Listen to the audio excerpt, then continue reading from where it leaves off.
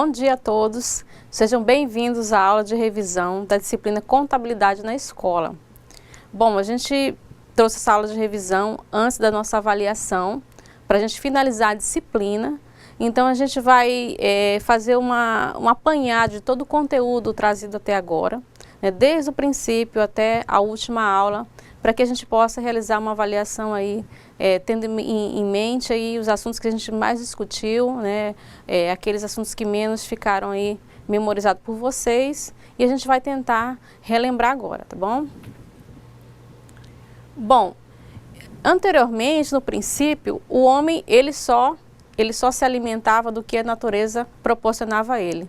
Ele morava nas cavernas, ele tinha ali animais ou que estavam mortos, ou plantas, então ele não sentia necessidade de caçar nem de produzir. Com o tempo ele viu que aquela necessidade foi aumentando, então ele começou a produzir. Então esse foi o princípio aí de tudo para que o homem tentasse se organizar para não só manter aquele patrimônio, mas também aumentar.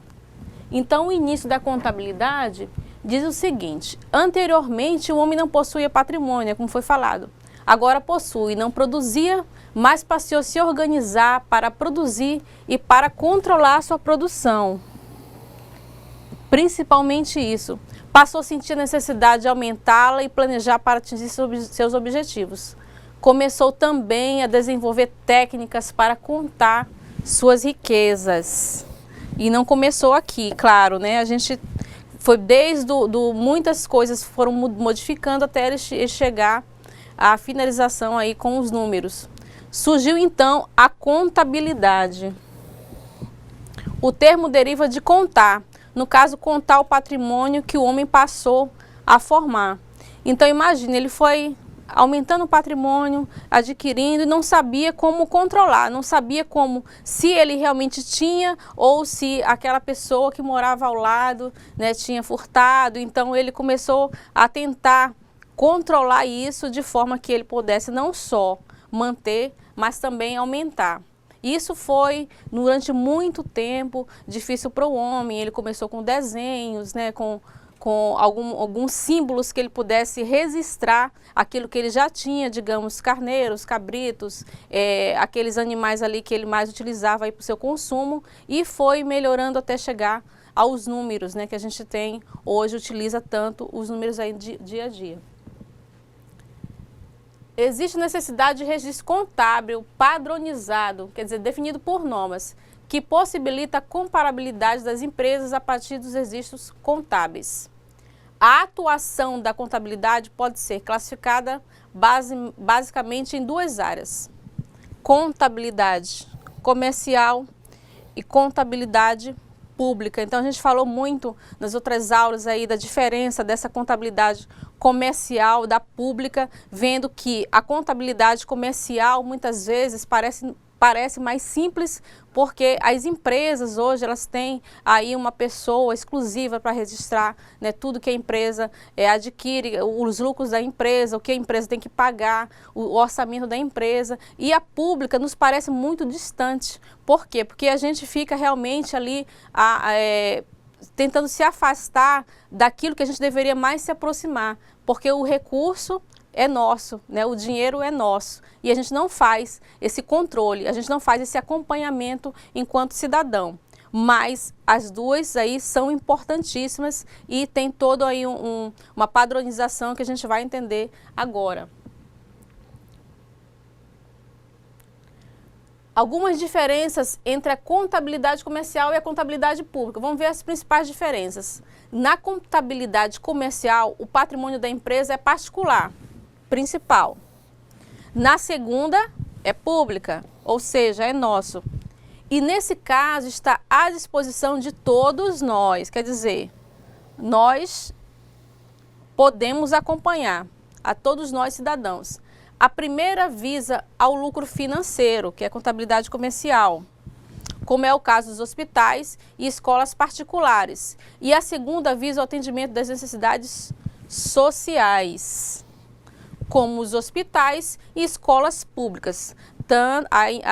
A contabilidade comercial possui empresas como hospitais, hospitais particulares, escolas particulares, e visam lucro, né? Quanto mais pacientes atenderem, quanto mais clientes atenderem, né, mais a empresa vai ter lucro. E os hospitais públicos, escolas públicas, eles visam aí o atendimento social, quer dizer, eles precisam atender uma quantidade grande, mas também com qualidade, assim como o comercial.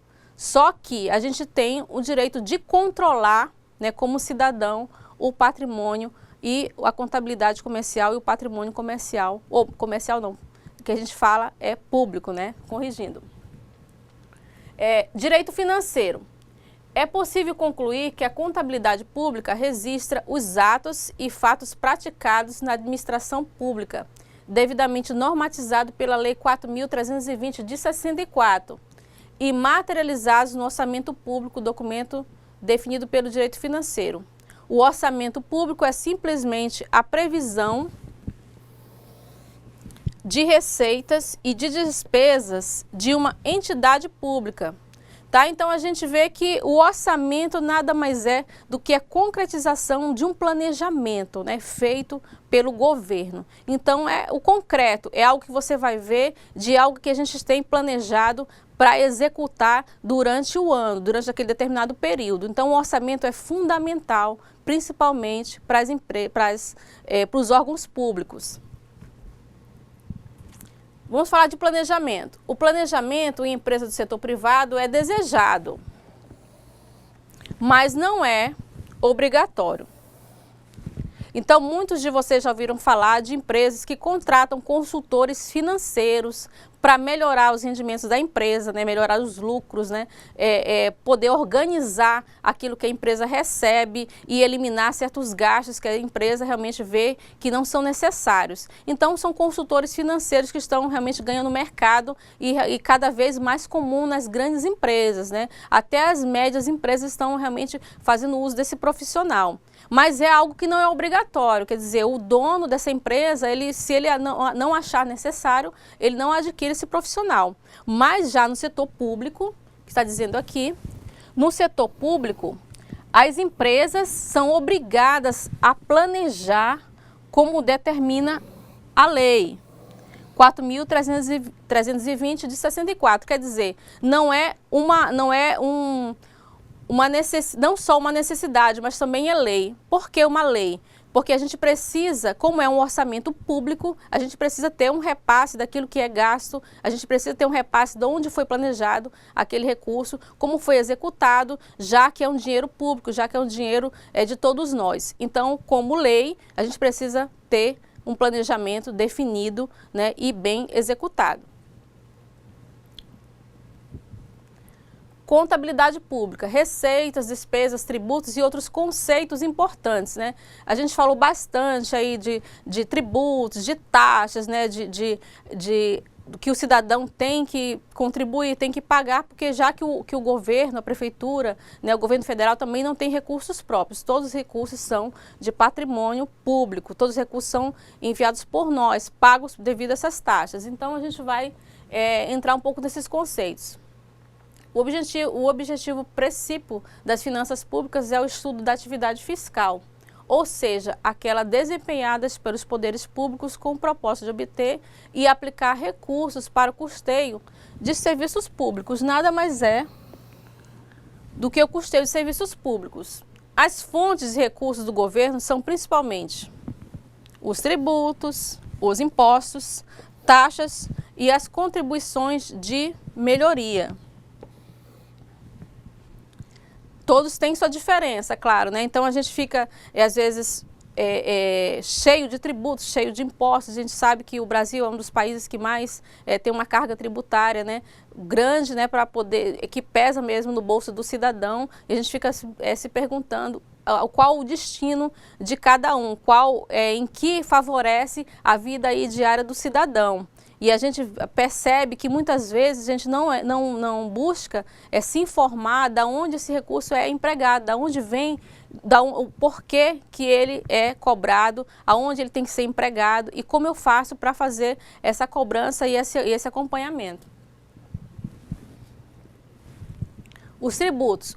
Os tributos são aqueles impostos que pagamos, bem como as taxas e as contribuições de melhoria que tem como destino o governo. Pagamos tributos por quase tudo que consumimos. Isso a gente já sabe, né? Por isso que pesa tanto no nosso bolso. As receitas para pagar as despesas do governo vêm basicamente dos tributos pagos pelo cidadão. Ou seja, o governo não tem recurso. A gente é que faz com que o governo tenha o recurso para ser empregado. Então, o orçamento público, definição, a discriminação da receita e da despesa e, no caso do setor público, a aprovação pelo legislativo dessa discriminação. Então, a gente tem que, o governo faz um planejamento, né, tem o seu orçamento e esse orçamento não necessariamente, ele não vai ser executado assim que for elaborado. Ele precisa da aprovação, né, a gente precisa enviar para o Senado para que ele aprove esse orçamento. Então, todo o planejamento ali colocado, ali ele vai ter o concreto do que o governo, a prefeitura recebe para que possa ser empregado em favor da melhoria da qualidade de vida. Esse é o propósito, né? Muitas vezes isso não acontece, a gente sabe que isso não acontece, mas ele precisa ter todo um trâmite de andamento para que isso possa ser executado. Então, diz o seguinte aqui, é no orçamento que se materializa o objetivo do plano governamental, ajustado às receitas. Olha o orçamento aqui, a gente tem aqui o exemplo de orçamento. O governo faz exatamente isso. Exemplo, orçamento doméstico mensal, né? A gente tem aqui receitas e despesas. De um lado a gente tem salário, digamos que a gente recebe algum aluguel, né, de um imóvel que a gente tem, rendimento de valor aplicado no banco ou outro lugar, trabalhos extras, etc. Essa aqui é nossa renda mensal, um orçamento doméstico. A gente aqui tem um valor de quanto dá essa renda mensal. E também tem as despesas, que são os gastos mensais, com alimentação, aluguel, educação, né, se paga escola particular, roupas, transporte, energia, água, lazer, etc. E a gente tem o valor. A gente tem a receita total que recebemos e tem as despesas totais. E a gente planeja, e o governo planeja, baseado nesse orçamento, quanto ele recebe e aonde ele vai empregar o que ele recebe. Muitas vezes eu comentei assim, junto com a Aline, que a gente faz greves, né? A gente entra em algumas reivindicações sem saber exatamente se o governo planejou um aumento de salário. Né? Então, às vezes o sindicato vem, olha, nós vamos pressionar o governo, pressionar a prefeitura para que ele realize nosso pagamento, mas será que o governo, a prefeitura, planejou esse aumento? Ele planejou para todos os funcionários? Ele tem orçamento para fazer esse aumento de que nós estamos exigindo? Porque muitas vezes a gente passa um mês de greve, 20 dias, sabendo que o governo não tem receita, ou pelo menos no orçamento que foi aprovado, não tem. Então, a gente precisa, pelo menos, se informar para saber se a gente vai entrar numa reivindicação correta ou não.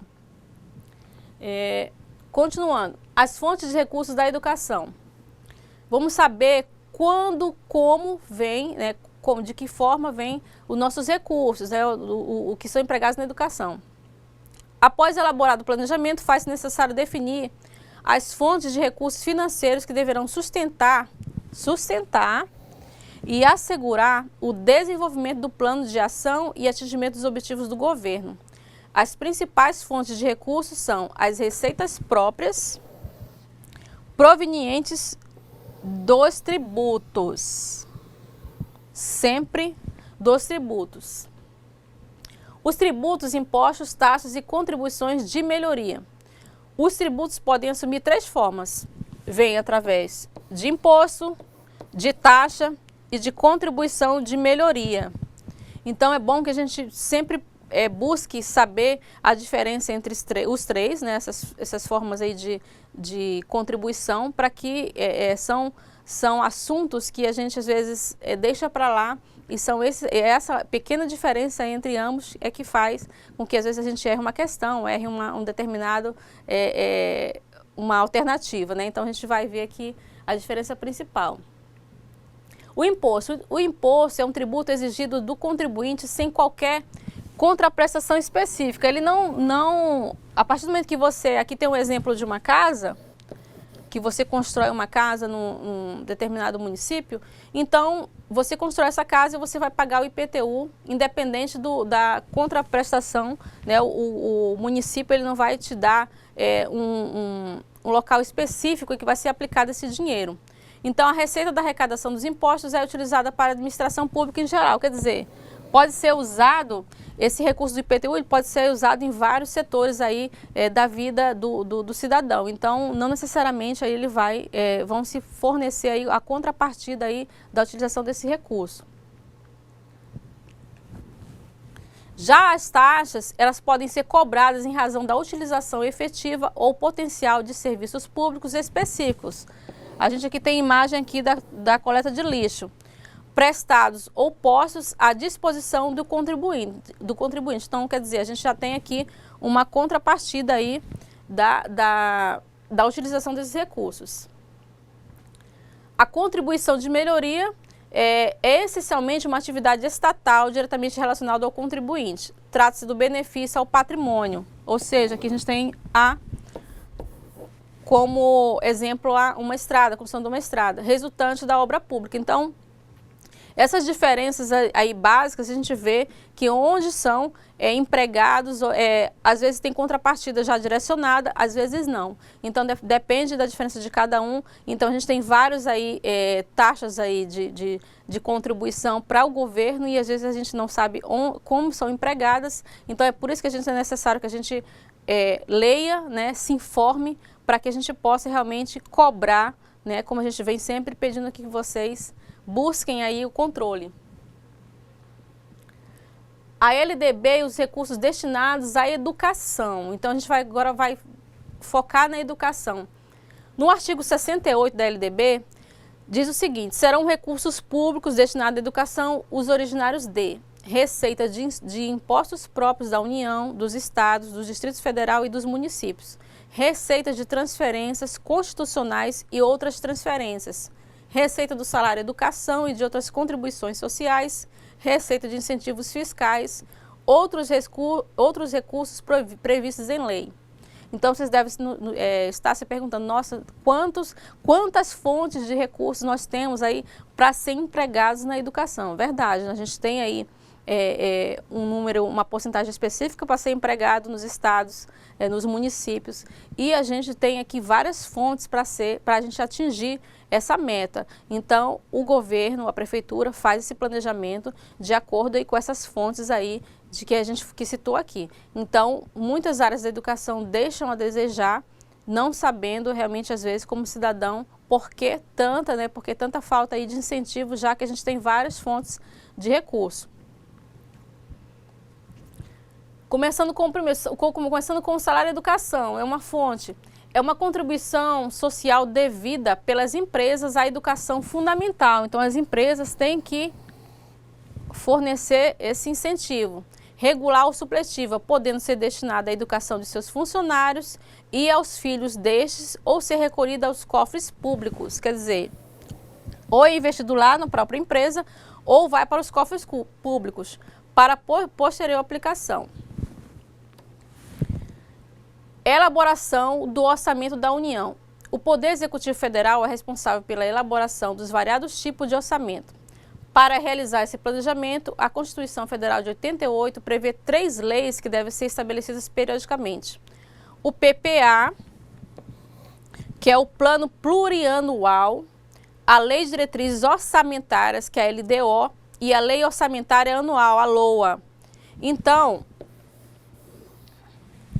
esse planejamento é muito bem costurado, né, entre esses três fontes aí e 3 organizações, né? A gente não vai nunca executar o PPA sem a LOA, né, sem a LDO. Então, a gente precisa aí conhecer os 3, né, sendo que todos 3 aí passam por aprovação, né? Então, esse planejamento, o governo, a prefeitura, o governo federal são obrigados a fazer, né, são obrigados a executar, a planejar, né, bem planejado, para poder não ter nenhum saldo aí negativo. o orçamento passo a passo, né? Esse orçamento passo a passo, a definição do PPA. Com o PPA aprovado, o governo federal parte para o segundo passo, enviar a LDO, Lei de Diretrizes Orçamentárias, ao Congresso Nacional para que seja votada e aprovada. Tudo que for aprovado na LDO deve ser considerado na elaboração da LOA. Passo que finaliza a realização do orçamento. Né? Então, aí o governo finalizou, depois que ele passou por todo esse trâmite. Será a LOA quem revelará a origem, o montante e o destino dos recursos a serem gastos no país. Então, a LOA aí é a parte prática desse orçamento. Então, vamos para o FNDE, né? O Fundo Nacional de Desenvolvimento da Educação, que vocês já ouviram tanto falar. Existem 3 tipos de repasse. As transferências diretas são os repasses determinados por lei ou pela Constituição. Para recebê-las, o município não precisa pedir e é responsabilidade do FNDE repassá-las automaticamente todos os meses. Exemplo, Fundeb e merenda escolar. Quer dizer, não precisa o governo aderir a determinado projeto, não precisa o governo ou a prefeitura solicitar do governo federal. Isso já é repassado automaticamente. Né? Então, jamais pode dizer, ah, nossa, a gente ficou sem merenda porque o governo, a prefeitura não solicitou do governo federal. Não, isso já é repassado automaticamente. Se acontecer algum problema no trâmite do recurso, é problema com o governo federal. Então, o Fundeb e a merenda escolar são repasses já executados, repassados já diretamente. E tem as transferências voluntárias. São aquelas feitas por convênios em que os municípios devem assinar um acordo com o FNDE para receber os repasses. Exemplo, o programa Caminhos na Escola, plano de ações articuladas. A gente tem vários programas em que o município ou o estado assina, né, um convênio com o governo federal para receber o recurso. Então, não é repassado automaticamente. Então, muitos programas aí que a gente tem aí, que tem da escola, né, tirando a merenda escolar e o Fundeb, né, são realmente determinados pela assinatura ou não, a parceria ou não do governo com o governo federal, com o governo estadual. O Fundo Nacional de Desenvolvimento da Educação, o FNDE, a execução direta, transferência do produto e não do dinheiro, como no Programa Nacional do Livro Didático e o Programa Nacional de Tecnologia Educacional, o PROINF. Quer dizer, a gente aí não vai receber dinheiro, a gente vai receber transferência do produto. O livro didático não vem recurso para a escola comprar o livro didático, ela recebe o produto. O PROINFO, a escola não recebe recurso para comprar computadores ou outros meios de tecnologia. Ela recebe os tablets, ela recebe os computadores, né? Ela recebe a capacitação e não recebe o dinheiro, sim o produto. A fiscalização da origem dos recursos, né? Vamos para a fiscalização. O FNDE realiza as inspeções nas organizações contribuintes com o objetivo de combater a evasão de receitas, assegurando que as empresas recolham integralmente o salário e educação, quer dizer, é uma fonte do governo, então é preciso que as empresas recolham por meio de comprovantes de arrecadação direta ou da guia de previdência social. O relatório de gestão do FNDE. Alguns conceitos. A dotação orçamentária são os relatórios, né? Os relatórios, os conceitos, como funcionam. É o valor financeiro que a LOA destina para atender uma determinada programação orçamentária. A despesa empenhada é o valor financeiro destinado ao compromisso assumido, reservado no orçamento adicional. A despesa liquidada na execução da despesa ocorre depois do empenho, a expedição de nota do empenho, e antes do pagamento. Momento em que é verificado o direito adquirido pelo credor de receber o pagamento. Restos a pagar. Trata-se das despesas que foram empenhadas até 31 de dezembro, mas não foram pagas. Podem ser processadas em face do pagamento quando terminou o exercício ou não processadas. Estavam em face de pagamento quando terminou o exercício. Então, o diretor de escola, ele entende muito bem disso aí. Diretor de escola, porque o orçamento do governo também, como no governo tem a LOA, tem o PPA, na escola também tem um orçamento, então muitas vezes quando determinada ação não é executada, vem o recurso, o diretor ele tem que reprogramar ou ele tem que investir isso financeiramente para que isso não tenha nenhum prejuízo aí na questão de comprovar a execução daquela ação. Então, sempre tem que ser bem planejado para que não reste saldo, ou se restar saldo, o diretor tem que fazer esse novo investimento para que o saldo continue positivo para a escola. Prestação de contas, né, que é uma coisa que realmente prejudica muito, às vezes, no sentido de, não que não seja necessário, pelo contrário, é muito necessário, mas a prestação de contas, tanto do governo federal, estadual, municipal e da escola, ela é fundamental, mas ela precisa ser muito bem executada, porque realmente, como eu acabei de falar, traz prejuízos. Por quê? Porque se não tiver uma prestação de contas bem feita, o recurso é bloqueado e a escola realmente fica no prejuízo. Então, independentemente do valor, o conveniente tem a obrigação de devolver os saldos, né? Como eu acabei de falar, ou devolver ou empregar, de acordo com as orientações. O saldo do convênio deve ser devolvido com correção, né? Então, a gente vai empregar esse dinheiro e ele tem que haver essa correção. Existe a obrigatoriedade da aplicação dos recursos, né? Como eu acabei de falar. No mercado financeiro, partindo do princípio de que o recurso está aplicado, o saldo já está corrigido, ou seja, se a gente vai devolver com um saldo positivo de acordo, né, corrigido de acordo com a inflação, né, com as taxas. Os comprovantes das despesas realizadas com os recursos do convênio não devem ser encaminhados junto com a prestação de contas. Não deve ser encaminhado junto com a prestação de contas, tá? Os documentos comprobatórios das despesas realizadas por conta do convênio emitidos em nome da entidade devem permanecer arquivadas na sede da entidade. Quer dizer, então a escola precisa arquivar esses documentos que comprovam a execução ou não do recurso, né? Ele não pode ser enviado, é o comprovante que você tem, que você executou bem a ação, ou se não executou, tem uma justificativa. Então não pode ser enviado de uma prestação de conta, ele é um documento da entidade, da escola, do local onde está sendo executada a ação. Então deve ser guardado e arquivado. A fiscalização da aplicação dos recursos do FNDE. Denúncias. A gente sabe que a gente pode, como cidadão, denunciar qualquer recurso que não está sendo empregado ou não está sendo empregado de forma correta.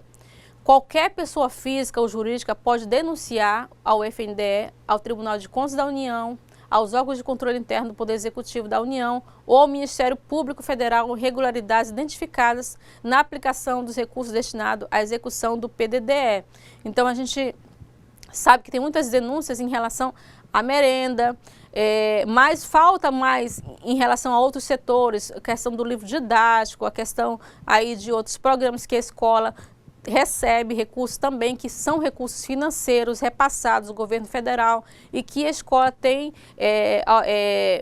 a obrigatoriedade de fazer a prestação de contas. Então, só que o que o pai tem mais visibilidade é a merenda, porque muitas vezes ele não tem conhecimento quais são esses recursos, né? O que é parceria e o que é repasse automático, né?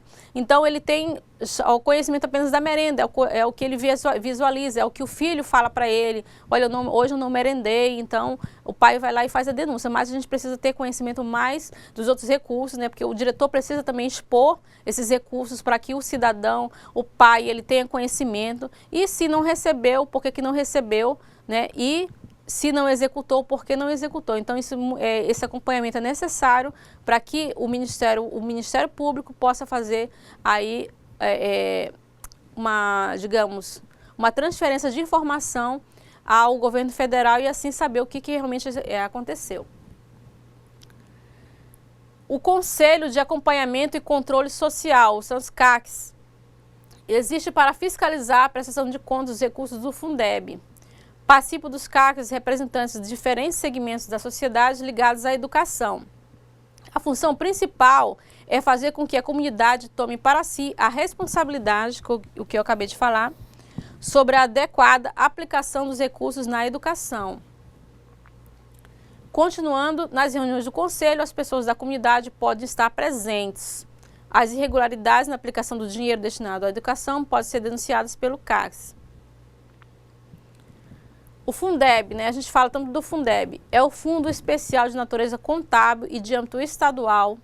É um fundo por Estado e Distrito Federal, no total de 27 fundos, formado na quase totalidade por recursos provenientes dos impostos e transferências dos estados, Distrito Federal e municípios, vinculados à educação por força do disposto no artigo 212 da Constituição Federal.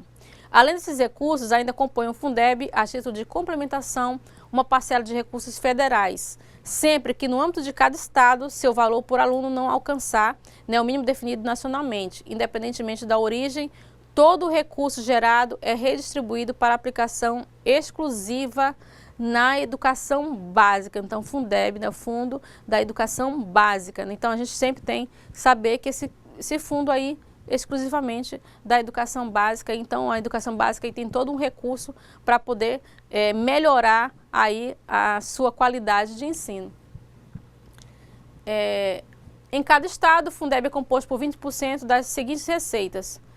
O Fundo de Participação dos Estados, Fundo de Participação dos Municípios, impostos sobre circulação de mercadorias, são ICMS, tem o IPLEX, desoneração das exportações, impostos sobre transmissão, casos mortis e doações, e tem o IPVA, corta parte de 50% do imposto territorial rural, o ITR, devido aos municípios. Aí a gente vem falando rapidamente aí do censo, o censo escolar, que a gente sempre comentou aí que traz muito aí, problemas às vezes para a secretaria, mas é essencialmente necessário para que os recursos cheguem à escola num montante correto, ou seja, na quantidade de alunos que a escola realmente possui. Muitas vezes isso ocorre falhas, por quê? Porque a gente amplia o número de salas de aula, amplia a oferta de vagas e realmente os recursos aí são insuficientes para atender esses alunos. Mas ele trata-se do instrumento principal de coleta de informações da educação básica, que abrange as suas diferentes etapas e modalidades. O censo escolar coleta dados sobre estabelecimentos de ensino, turmas, alunos, profissionais escolares em sala de aula, movimento e rendimento escolar. Os resultados obtidos no censo escolar sobre o rendimento, aprovação e reprovação e movimento escolar, o abandono, a transferência, o falecimento, né? Tudo isso é um fornecimento de dados aí do censo, dos alunos do ensino fundamental e médio, juntamente com outras avaliações do INEP, né, são utilizados para o cálculo do Índice de Desenvolvimento da Educação Básica, o IDEB, indicador que serve de referência para as metas do Plano Nacional da Educação, do Ministério da Educação. Vejam que tudo isso, eu estou lendo rapidamente, mas é porque tudo está muito atrelado um ao outro. Então, a gente precisa dos dados do censo para fazer o cálculo do rendimento dos alunos e assim fornecer dados para o INEP e assim fornecer dados para a gente ter o resultado do IDEB. Então, tudo isso está muito atrelado. Então, a importância aí da boa execução do fornecimento dos dados aí do censo escolar. O valor mínimo nacional por aluno. Esse valor é calculado em relação a cada estado brasileiro, levantando-se em consideração a receita do Fundeb. O número de alunos da educação básica, regular, especial, EJA, das redes públicas do ensino estadual e municipais, de acordo com o censo escolar mais atualizado, e os fatores de ponderação fixados pelo MEC. E a gente tem aí, deixa aí para vocês uma reflexão, né, dessa disciplina que pode ajudar não só na escola, mas na vida diária do cidadão. A gente tem aí muitos assuntos que realmente, taxas, tributos, que deixam meio confusos, mas é importante que a gente perceba que essa organização é necessária, esse planejamento é fundamental. Né? A escola tem orçamento, o governo tem orçamento, a família tem orçamento, e se a gente não puder sistematizar tudo isso e saber o que a gente recebe e investir e poder gastar de forma correta, a gente realmente não vai ter nenhuma vida doméstica, nenhuma vida profissional realmente adequada.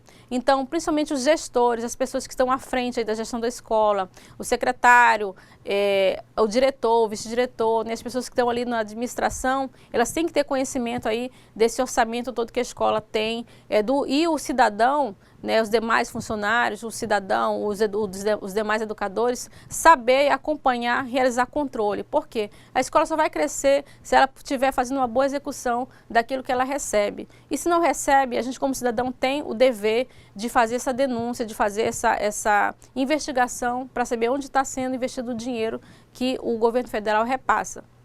Muitas vezes o governo federal realmente não repassa e a gente tem que saber também o motivo por quê, né? Isso a gente tem como consultar. Hoje a gente tem um portal da transparência, hoje a gente tem sites que realmente fornecem essas informações. E o importante dessa disciplina é que deixou mais claro muitas coisas que a gente pensava que era tudo repassado pelo governo federal, a escola recebia tudo, às vezes não sabia que tinha parceria ou não tinha parceria, então, e não sabia dessa dificuldade muitas vezes do diretor fornecer esses dados de prestação de contas. Não é fácil você planejar, organizar e executar de acordo com a receita que você tem. Realmente precisa de ajuda, precisa de companheirismo, parceria.